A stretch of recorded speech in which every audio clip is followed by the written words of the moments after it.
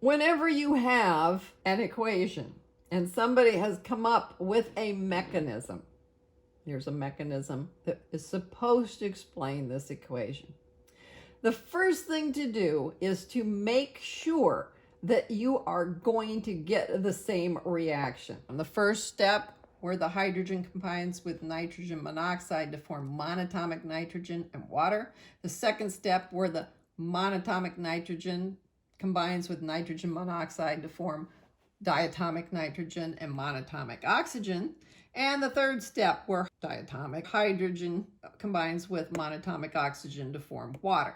Now what I want to do is make sure that this ends up summing up to the original equation. So I look and I find out, oh look, here's an intermediate. The monatomic oxygen was created in step 2, it was used up in step 3, it cancels out left and right. The same thing happens in 1, where the monatomic nitrogen was created. The monatomic nitrogen is removed again, used up in the second step. So that's another intermediate. So just as a side note, I've discovered there are 2 intermediates, monatomic nitrogen, monatomic oxygen. It certainly shows 2 intermediates. That's 2 valleys between 3 hills. Okay, that makes sense. I've got 3 steps. That's good. Now let's just add these up. What's left? Here's hydrogen gas and hydrogen gas, so 2 hydrogen gases. And here's 2 nitrogen monoxides. And then when I add this up, I find out that I have nitrogen gas and 2 water vapors. That's exactly what it should be. There's the original equation, and that is what I have produced. So this mechanism is a valid theory. We can then go on to work with it and see what happens. So what we'll be doing next is saying, okay, what does this mechanism predict for the rate law? It's got to match the experimental rate law. The experimental rate law, which is going to be reality, right? This is what we actually see happening, doesn't depend on everything.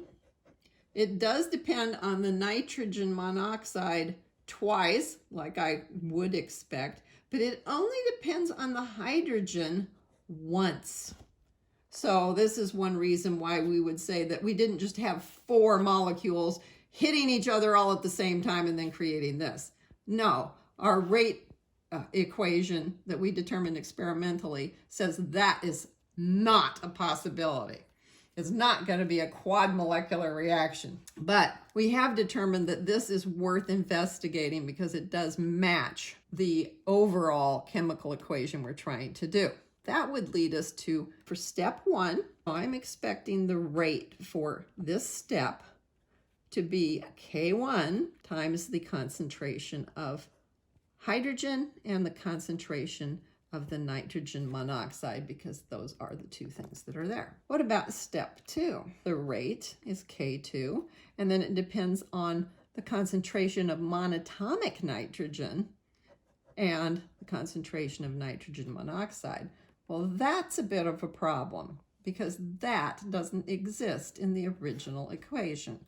So this would require that I figure out how much of this came into existence so that I could substitute it in and continue. And step 3 is going to have a similar problem because its rate is going to depend on the hydrogen and this oxygen. So we have these 3 steps, and we would try to figure out how this would work overall by looking at this creation coming from these. So instead of talking about how much of this there is, I'll use the rate of its production, relating the rates of those so that I can deal with that. The slow rate dominates. I'm supposed to lose one of the hydrogens because the original had 2 of them and I only have a 1. You'll notice this last step is using hydrogen.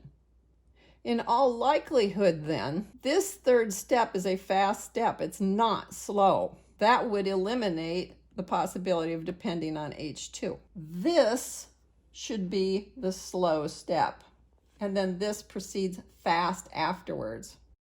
So if I am looking at that and saying the 3rd step involved hydrogen and I don't want hydrogen to appear as many times as it does in the original equation, then I will say, I think that's going to be a fast step and I won't have to worry about it. I'm only going to combine the first two. So my overall rate is going to depend on rate 2 times rate 1, except I can't keep this n in here. So I will modify rate 2. Instead of K2, N, and NO, this part comes from the first equation. It came into existence because of the first step. So I will substitute the rate for the first step in place of this. That means that overall I'll have K1, K2, H2, NO, and then there's another NO up here.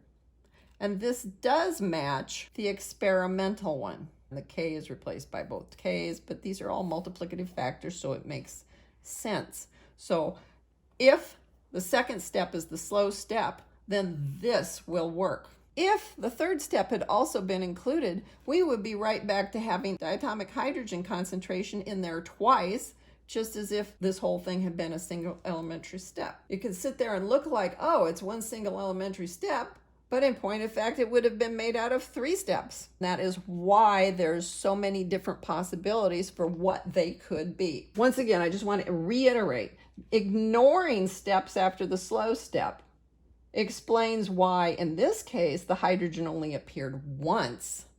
But it can also explain why a reactant might never show up. In other words, have 0 order in the rate equation, because it's only getting involved in one of the fast steps after the major slow step.